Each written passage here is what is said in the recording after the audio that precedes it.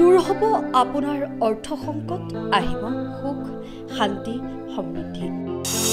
যদিহে আপুনি কৰে এই কাম। কিছুমান এনে সহজ প্ৰতিকাৰ আছে যিবোৰে আমাৰ ঘৰখনলৈ সুখ, শান্তি আৰু সমৃদ্ধি কঢ়িয়াই আনে। প্ৰতিজন ব্যক্তিয়ে বিচাৰে যে তেওঁৰ ঘৰত সুখ আৰু শান্তি থাকিব লাগে। ইয়াৰ বাবে তেওঁ অহৰহ কঠোৰ পৰিশ্ৰম কৰে যাতে তেওঁৰ লগতে তেওঁৰ পৰিয়ালটো সুখী কৰি ৰাখিব পাৰে। দৈনন্দিন জীৱনত যদি আমি কিছুমান সাধাৰণ কথা মনত ৰাখোঁ তেন্তে ধন সম্পৰ্কীয় সমস্যাৰ অন্ত পৰে আৰু ঘৰলৈ সুখ আৰু সমৃদ্ধি আহে। এই প্ৰতিকাৰবোৰ কৰিলে ঘৰৰ পৰা তথা মনৰ পৰা নেতিবাচক শক্তি নাইকিয়া হৈ যায়। গতিকে এনে কিছুমান সহজ প্ৰতিকাৰ জানো আহক।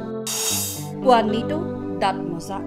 জ্যোতিষৰ মতে ব্ৰাছ নকৰাকৈ ৰাতিপুৱা পানী বা চাহ সেৱন কৰা উচিত নহয়। লগতে অশুচি মুখ লৈ মন্দিৰলৈ যাব নালাগে আৰু জুইও জ্বলাব নালাগে।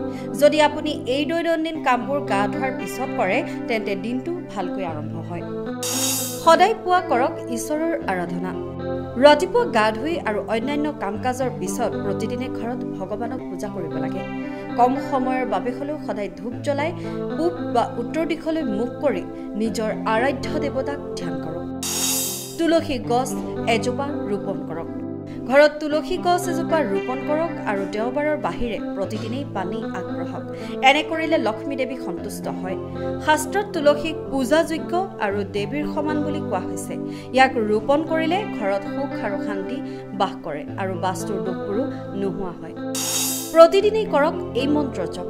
প্ৰতিদিনেই পূজাৰ সময়ত এটা তামৰ পাত্ৰত পানী ভৰাই তাত কিছু গংগাজল দি পূজাস্থলীত ৰাখিব আৰু পূজাৰ অন্তত সেই পানী গোটেই ঘৰত ছটিয়াব। লগতে সুখ আৰু শান্তিৰ কামনা কৰিব। সূৰ্যক জল অৰ্পণ কৰি থাকোঁতে 9 বাৰ ওম আদিত্য নমঃ জপ কৰক। এই দিশৰ ফালে মুখ কৰি খাদ্য গ্ৰহণ নকৰিব। সদায় পাকঘৰ বা ডাইনিং ৰুমত উত্তৰ দিশলৈ মুখ কৰি খাদ্য গ্ৰহণ কৰিব লাগে। ভুলতেও বিচনাত খাদ্য নাখাব। পাকঘৰত খাদ্য খোৱাটোৱে ৰাহুক শান্ত কৰি ৰাখে। লগতে বিচনাত খালে ঘৰত কাজিয়াৰ সৃষ্টি হয়। ঋণাত্মক শক্তিও ঘৰত বাস কৰে। হনুমান চালিচা পাঠ কৰক। প্ৰতিদিনেই সন্ধিয়া গৰুৰ দেশী ঘিউৰ চাকি জ্বলাই হনুমান চালিচা পাঠ কৰক। দেৱতাক অৰ্পণ কৰা ফুলবোৰ ভুলতেও ঘৰত নাৰাখিব। সদায় পবিত্ৰ নদীত উটুৱাই দিব লাগে। বেলগছক পানী আগবঢ়াওক। তামৰ পাত্ৰ এটাত পানী লৈ তাত এচিকত সেন্দুৰ দি যিমান পাৰি নিয়মিতভাৱে বেলগছক আগবঢ়াওক। ইয়াৰ দ্বাৰা জীৱনৰ প্ৰতিটো সমস্যা সমাধান হ'ব আৰু ঘৰলৈ সুখ, শান্তি আৰু সমৃদ্ধি থাকিব।